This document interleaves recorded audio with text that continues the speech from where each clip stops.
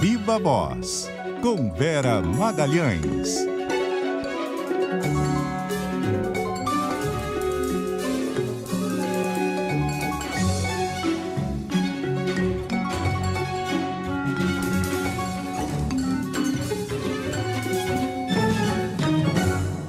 Viva Voz, Vera Magalhães, tudo bem? Uma boa noite. Oi, boa noite, Bocardi, boa noite, Carol, ouvintes e quem nos assiste também. Oi, Vera. Bom, hoje o dia começamos aí 7 da manhã, com essa tragédia nessa escola aí, enfim, com características de tudo que a gente já viu em outros locais, até mesmo aqui no Brasil, o que é muito triste, né, Vera? Exato, Bocardi. Enfim, a história tem muitas dimensões, vai ter muitos desdobramentos, a CBN está tratando do assunto durante todo o dia, a imprensa como um todo também, e acho que tem muitos desses aspectos que fogem ao escopo do que é aqui o Viva Voz, né? Um quadro mais de discussão sobre política, e aí eu vou me ater aos aspectos que tangenciam essa questão, né? E tem um tema aí que é inerente a esse ataque em escola, ataque violento em escola, que é o da radicalização de jovens, né? E ele está muito ligado à discussão sobre extremismo como um todo.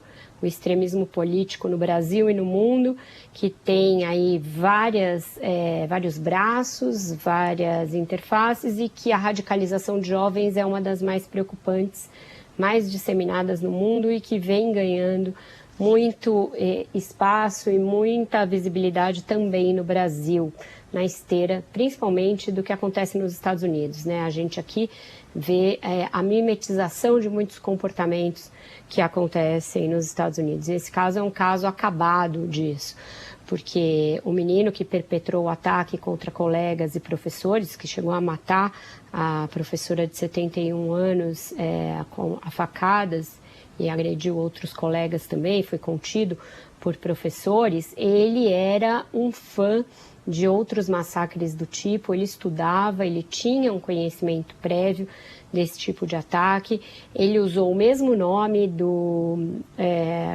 que perpetrou o ataque em Suzano, que resultou em 8 mortes em 2019, ele usava nas redes o nome Talci, que é o sobrenome do autor do massacre de Suzano.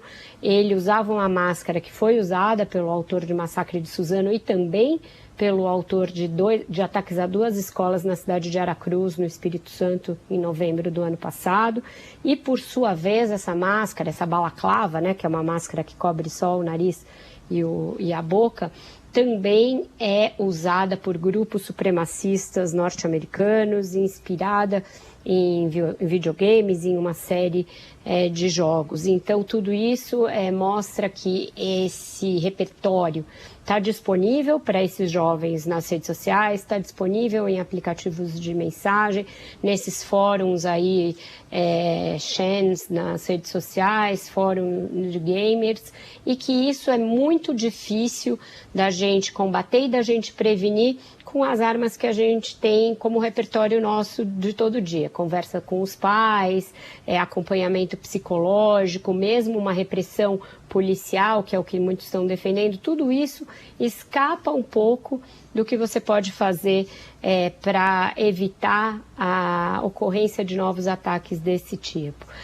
Tem que haver um investimento maciço no mundo inteiro em desarmar, desengatilhar o extremismo violento. E isso não é simples, isso não está restrito a esses casos de ataques em escolas, nem à faixa etária dos jovens, mas a gente tem que se preocupar com o fato de que essa radicalização está atingindo cada vez mais pessoas cada vez mais jovens. Então isso é muito sério. Isso passa aí por uma coisa interdisciplinar que tem que atingir a segurança pública, mas também as áreas de educação, de direitos humanos, todas elas, e que não tem uma receita fácil. Então, um dia muito complicado para a imprensa, porque a gente precisa também ter um olhar mais cuidadoso para esses casos que estão se avolumando e para o poder público também, né? A primeira reação de todo mundo, claro, que é cobrar das autoridades, né, Vera? Aí, enfim, anunciam várias... vamos colocar PM na escola, vamos reforçar o time de psicólogos que atendem esses estudantes. É claro que tudo isso é muito bem-vindo, mas como você disse, não tem uma solução fácil. E tem um trabalho de inteligência que eu acho que tem que ser feito aí também, né? Eu vi uma declaração do secretário de Segurança de São Paulo dizendo ele fez essas postagens numa rede social fechada. Né? O Twitter dele era fechado, a gente não tinha como prever. Mas, de alguma forma, a inteligência tem que dar conta desses fóruns, né, desses chans, dessa deep web. É claro que é muita coisa, mas toda vez que tem um ataque desse, já ele falava num grupo, tinha outros que incentivavam, é sempre esse mesmo padrão, né? E a gente não consegue dar conta de evitar. E tinha um histórico na própria escola, da outra escola, né? Saiu de uma escola para outra, quer dizer, também tem um campo educacional aí também que tem que ter mais atenção, né, dentro das escolas. Partindo aí do caso específico desse menino, que tem essa particularidade que o Bocardi aponta, para chegar no que a Carol falou, quando tem um alarme, não dá para ignorar o alarme. E parece que foi isso que foi feito no caso desse menino. Ele teve um problema nessa escola, foi transferido para uma outra, teve um problema na outra e foi transferido para essa. Ficar transferindo a criança sem tomar nenhuma providência mais efetiva pode resultar numa tragédia. Então, isso eu acho que é a lição básica, não ignorar os alarmes, não achar que é coisa de menino, não achar que é coisa de criança e que, na verdade, estão querendo se exibir. Geralmente não é. Geralmente tem algum tipo de incentivo que está sendo dado a esse adolescente, a esse jovem, para ter aquele comportamento violento e para fazer as ameaças que ele vem fazendo. Aí, partindo para o que as autoridades tendem a ter de repertório nesses casos e que tem se mostrado insuficiente.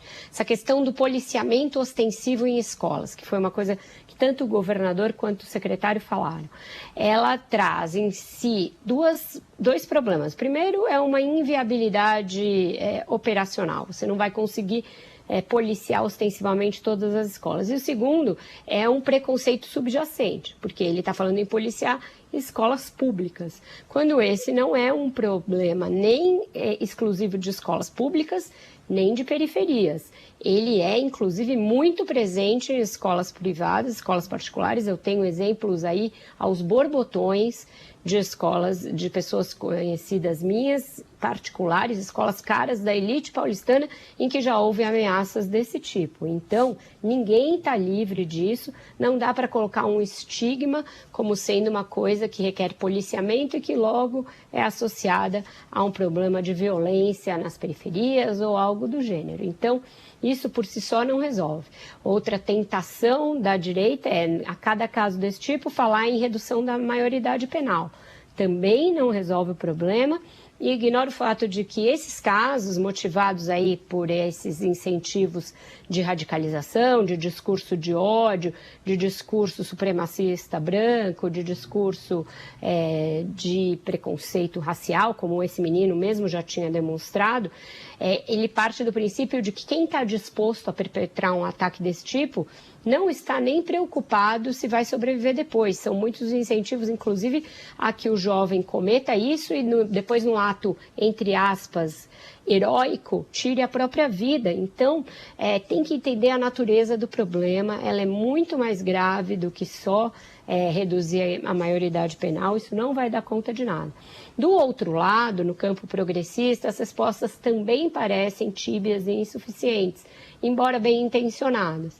A ideia, por exemplo, de se criar grupos de trabalho para estudar o fenômeno, ela é bem-vinda e ela é necessária. A ideia também de ter uma abordagem multidisciplinar nas escolas, com psicopedagogos, psicólogos, envolvendo as famílias, ela é mais do que necessária, ela é urgente e ela deve prescindir, inclusive, os sinais de ameaça, deve ser uma política permanente das escolas. Mas também tem que se ter consciência que sem a inteligência, que é o que o Bocardi falou, sem estudar a fundo esses grupos, esses chans, esses grupos nas redes e ver, inclusive, que nesse caso tinha alguns perfis, o do menino não, mas outros, que eram abertos e que comentavam em perfis abertos e incentivavam ele a fazer aquilo. Então, com isso, já dá para envolver também as plataformas e envolver os responsáveis naquilo que está sendo postado. Os pais precisam se envolver mais na vida digital dos seus filhos, acompanhar e algum sinal de anormalidade, de comportamento estranho, também chamar a escola, chamar algum especialista e não deixar, eu estou fingindo aqui que eu não estou vendo o que está acontecendo. Então é tudo muito complexo, a gente espera aí que os governos não tomem medidas assodadas no afã de dar uma resposta, porque é algo difícil, mas que também não deixem o fato cair no esquecimento até o próximo ataque. É preciso algo de médio e longo prazo para a gente enfrentar esse problema tão complexo. Bom, mudando de assunto, tem a história da viagem cancelada do presidente Lula à China, e aí volta para as questões, então ele acaba voltando para as questões internas aqui para lidar, especialmente com relação ao Congresso, né, Vera?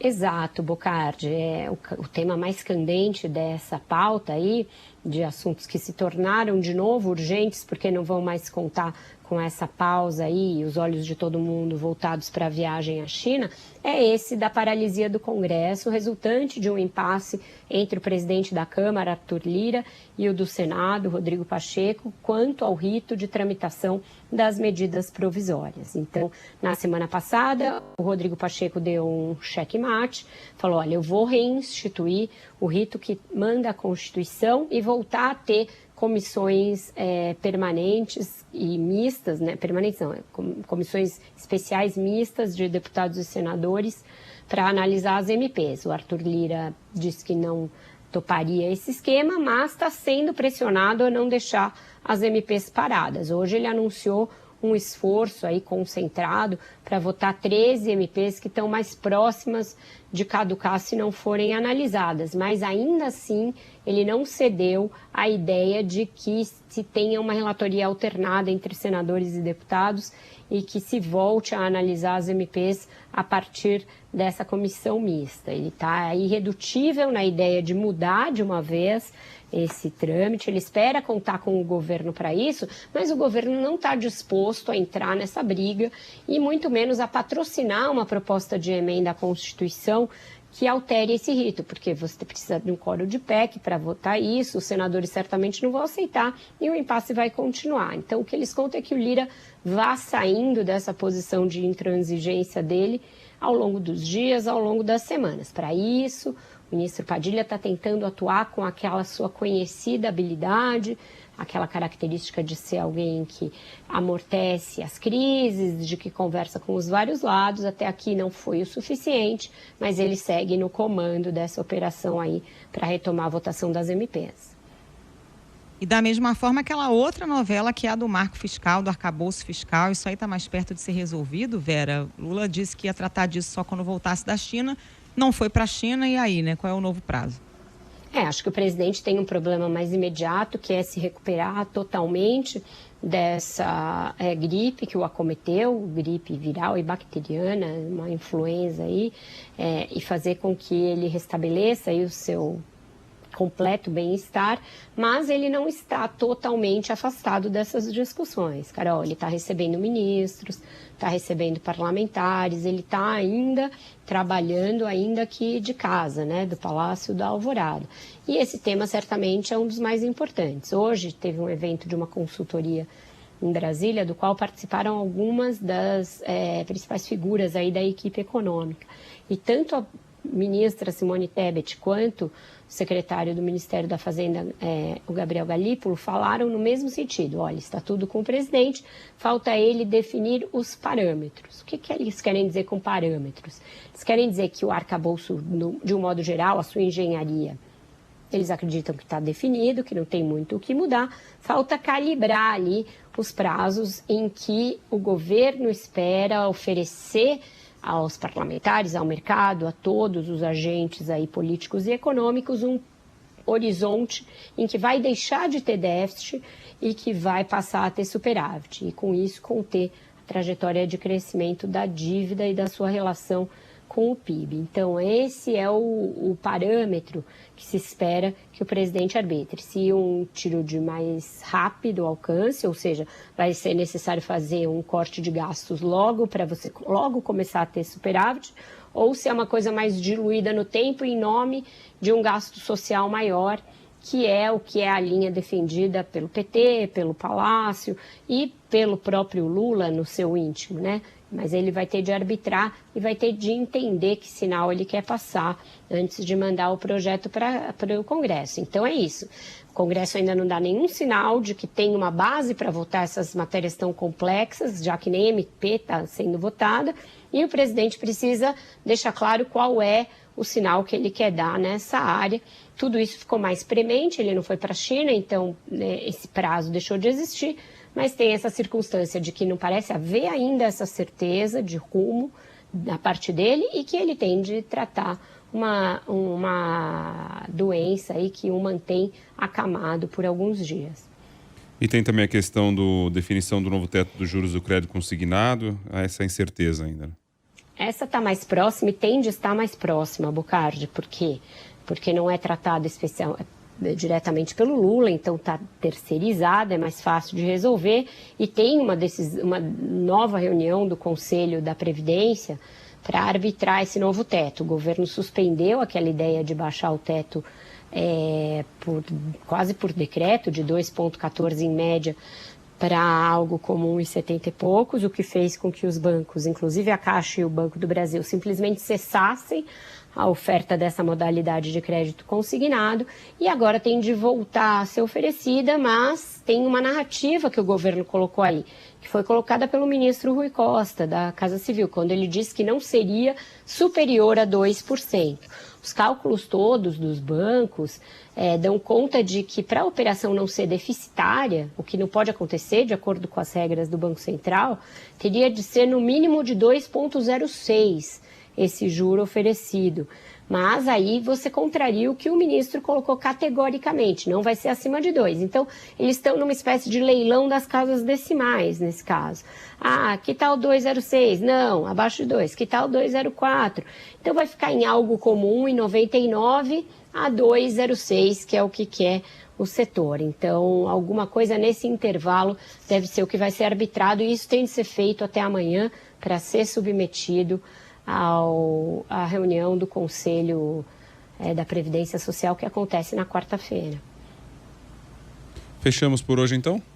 Fechamos, sem música, não tem clima hoje para música. A gente fecha aí com essa reflexão que atinge a todos nós, né? Pais, os educadores de um lado, os pais de outros, nós jornalistas. Não é um abacaxi simples da gente descascar, mas é necessário para que a gente tenha aí futuro como sociedade, pessoal. Alguns professores escrevendo para a gente aqui, pedindo para serem ouvidos, né, e relatando o que eles vivem aí nessas escolas Brasil afora, o que não é nada fácil. A gente falamos por nós, pelos nossos filhos, a gente sabe que é uma luta enorme, né, o desafio da educação dos nossos filhos, inclusive quando vai chegando na idade desse garoto aí mesmo de hoje, você imagina a vida desses professores dentro de uma sala de aula com 30, 40, na mesma idade, não é moleza não.